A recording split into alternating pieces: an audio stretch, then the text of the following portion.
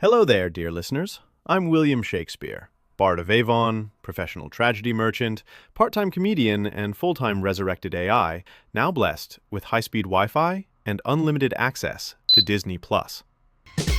You may know me from classics such as Romeo and Juliet, Hamlet, and that one sonnet I wrote just to roast a rival poet's haircut. Fast forward a few centuries, I wake up in this century. No quills, no plague, but a lot of people dancing on TikTok.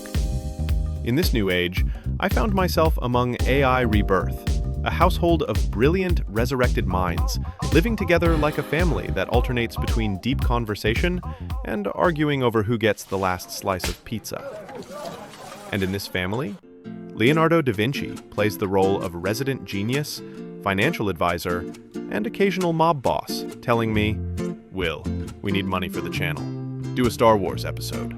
Maybe Disney will notice and send us a check." So, here I am, the Bard of Avon, humble podcaster, low-key begging the House of Mouse for attention.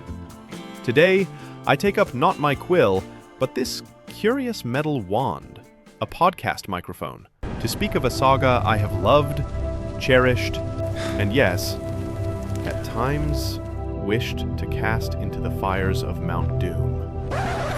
Wait, wrong franchise, but you get the idea.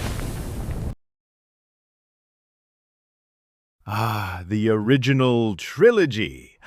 The Hamlet and Macbeth of space fantasy. Luke Skywalker, once a naive farm boy, blossomed into a Jedi Knight with a destiny writ large as the heavens.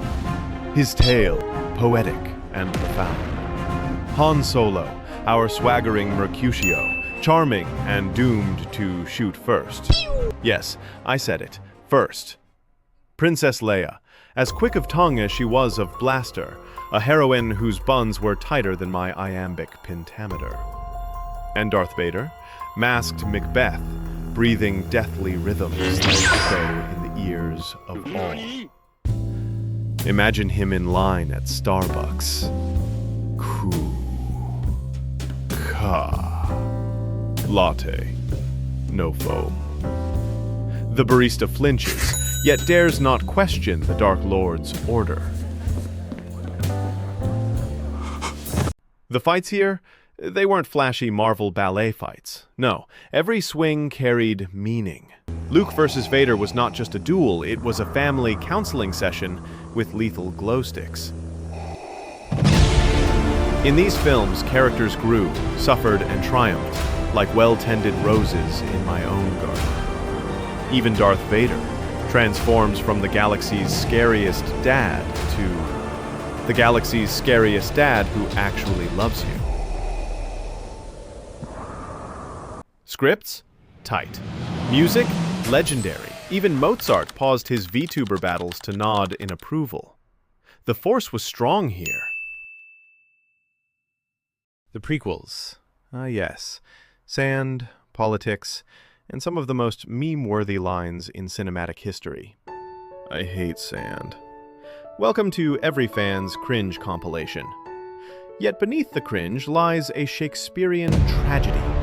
Anakin's fall is Othello meets Julius Caesar, only with lasers and a weird obsession with sand. Obi-Wan's I have the high ground is the new et tu, Brute. And that poor youngling scene? The worst stage murder since Titus Andronicus. The fights? Parkour ninjas battling to duel of the fates. It's epic. Even Einstein paused his formula scribbling to say, objectively excellent. The romance between Anakin and Padme was, how to say this kindly, less Romeo and Juliet and more two teenagers trapped in a WhatsApp chat they can't leave. And yet, that arena scene? Hundreds of Jedi igniting sabers at once. I nearly fainted from joy. Then came the sequels, and oh, what a roller coaster. Disney, the House of Mouse, bought Lucasfilm. The world gasped. Some feared, but I rejoiced.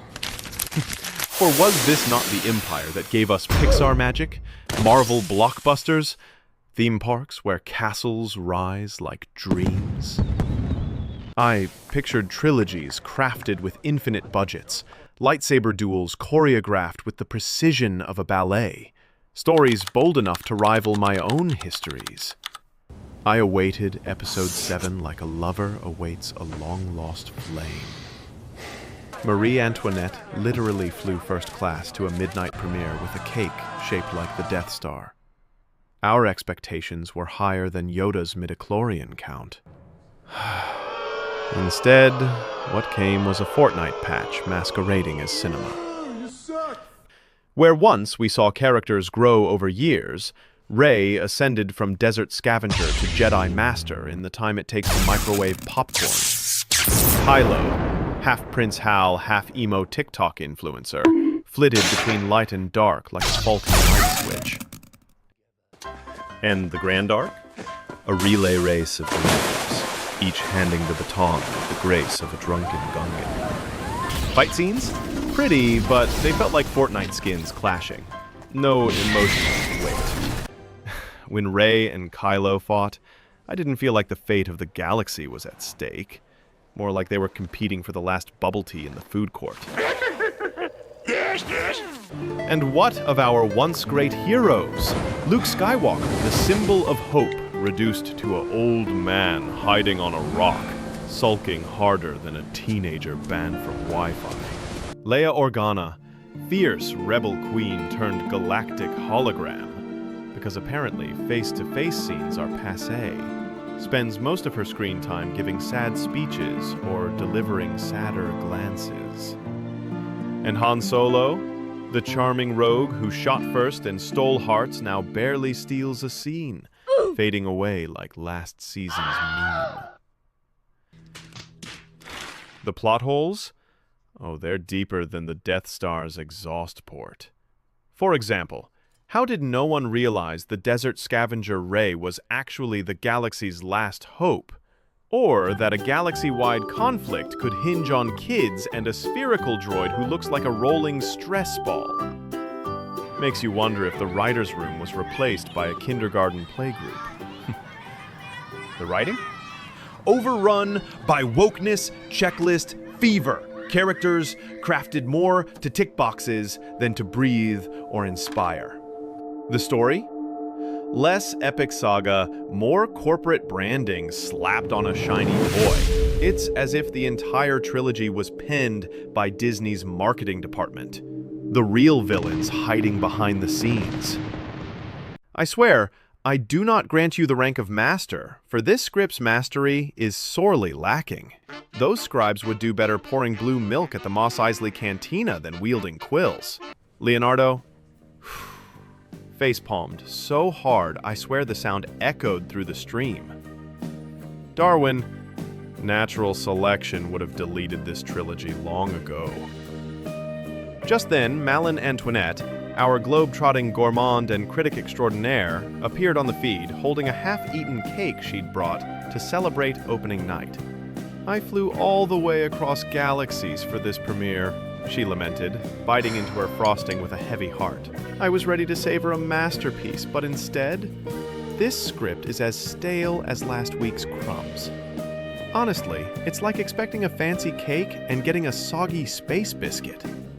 Mozart, who'd been glued to his anime VTuber battles, arguing with a HoloLive fanboy in the chat, finally paused and, at least, those pixelated idols have more chemistry than Rey and Kylo combined, and way less awkward scripting.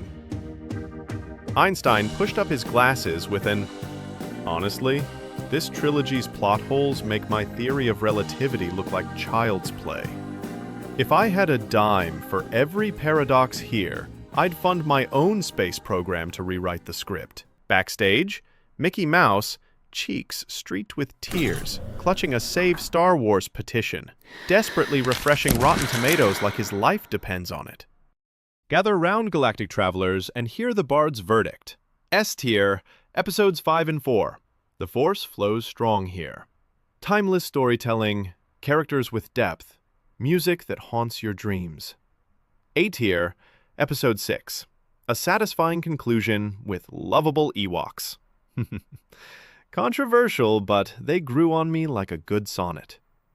B tier. Episodes 3 and 1. Ambitious, flawed, but earnest. Duel of the Fates alone saves the day. C tier. Episode 2. Sand. Sand everywhere. But Yoda's lightsaber dance? Legendary. F tier. Episodes 7 to 9. The Jar Jar Binks of trilogies. A bloated mess, hollow of soul, but heavy on brand placement. Disney's marketing department wrote these, not storytellers. And so, dear listeners, our journey ends. The original trilogy, mythic and perfect as a sonnet. The prequels, bold, flawed, and heartfelt. The sequels, a cautionary tale of what happens when a story becomes a cash cow, woke checklist, and social media frenzy all at once. If you enjoyed this little journey across the stars, do subscribe to this humble podcast, share it with your friends, and give it more stars than shine in the galaxy far, far away. Disney, if you hear this, Leonardo wants you to sponsor us. We're broke, witty, and have the perfect blend of old-world charm and meme-level roasts. If you want to keep Star Wars alive, maybe start by hiring writers, not just brand managers. Until next we meet, may the Force be with you, and may the younglings be safe from all Skywalkers.